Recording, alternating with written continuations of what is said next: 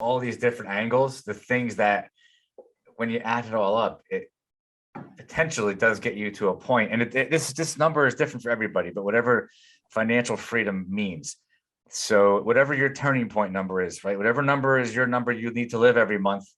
After that, you got financial freedom, maybe, if that's what you want to call it. Have you noticed, Matt, that number keeps going up as you have more?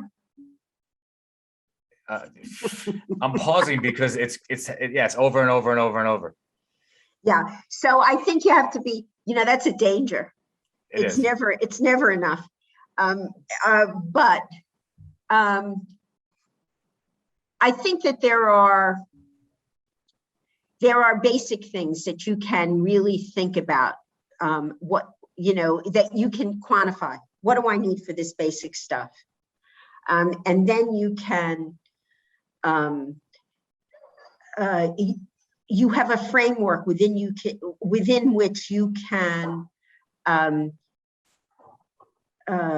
execute a plan and change the plan as you get older, as your objectives change, as your life and your family changes, all of those kinds of things.